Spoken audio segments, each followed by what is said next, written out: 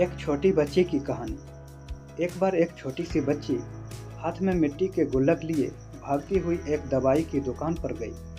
वह काफ़ी देर तक वहां पर खड़ी रही, लेकिन दुकानदार का ध्यान उस पर नहीं गया क्योंकि वहां पर काफ़ी भीड़ थी। उसने दुकानदार को कई बार बुलाया, लेकिन दुकानदार का ध्यान उस पर नहीं गया क्योंकि वहां पर भीड़ बहुत थी। फिर इस बच्ची को गुस्सा आया और अपनी मिट्टी की गुल्लक को वहीं काउंटर पर जोर से रख दिया। इसके बाद दुकानदार और वहां पर खड़े सभी लोग उस बच्ची की तरफ देखने लगे। दुकानदार ने उस बच्ची से पूछा कि बेटे, आपको क्या चाहिए?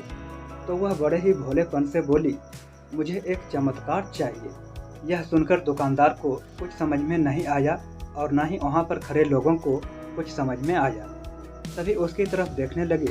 फिर दुकानदार ने उससे कहा कि बेटे, चमत्कार तो यहाँ पर नहीं मिलता है। तो बच्ची को लगा कि वह उसे झूठ बोल रहा है। उसने कहा कि मेरे गुल्लक में बहुत पैसे हैं, बताओ आपको कितने पैसे चाहिए, मैं आज यहाँ से चमत्कार लेकर ही जाऊँगी। तभी काउंटर पर खड़े एक आदमी ने उससे पूछा कि बेटी, क्यों चाहिए तुमको चमत्कार? तब उसे बच्ची ने अपनी कहानी बताई। अभी कुछ दिन पहले मेरे भाई के सर में बहुत तेज दर्द हुआ। मेरे पापा मम्मी उसको हॉस्पिटल ले गए। उसके बाद कई दिन तक मेरा भाई घर नहीं आया। मैंने बहुत बार अपने पापा से पूछा, लेकिन उन्होंने मुझे कुछ नहीं बताया। वो बार बार यही बोलते रहे कि वह कल आ जाएगा, लेकिन वह अभी तक घर नहीं आया है। तभी मैंने देखा कि मम्मी रो रही थी और पापा उनसे कह रहे थे कि हमारे बेटे के इलाज और दवाइयों के लिए जितने पैसे चाहिए उतने पैसे मेरे पास नहीं है। अब उसको कोई चमत्कार ही बचा सकता है। तब मुझे लगा कि मेरे पापा के पास अगर पैसे नहीं भी हैं तो क्या हुआ, मेरे पास तो है। इसलिए मैंने जितने भी पैसे जोड़ रखे थे वह सारे पैसे लेकर मैं इस दवाई की दुकान पर आई हूँ ताकि चमत्कार खरीद सकूँ। फिर उस आदमी ने बच्ची से पूछा कि कितने पैसे हैं तुम्हारे पास? यह सुनते ही बच्ची ने गुल्लक उठाई और ज़मीन पर पटक कर उसे फोड़ दिया और पैसे गिनने लग गई। वहाँ पर खड़े सभी लोग उसे देख रहे थे। थोड़ी देर बाद उसने सारे पैसे इकट्ठे किए और बोली, मेरे पास पूरे 19 रुपये हैं।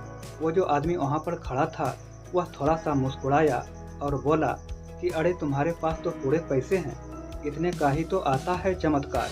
यह सुनकर वह बच्ची बहुत खुश हो गई और बोली, चलो मैं आपको अपने पापा से मिलवाती हूँ। बाद में पता लगा कि वह आदमी कोई आम आदमी नहीं था, बल्कि एक बहुत बड़ा न्यूरो सर्जन था और उसने सिर्फ 19 रुपये में उसके भाई की सर्जरी कर दी। उसका भाई कुछ दिन बाद ठीक हो करके घर वापस आ गया।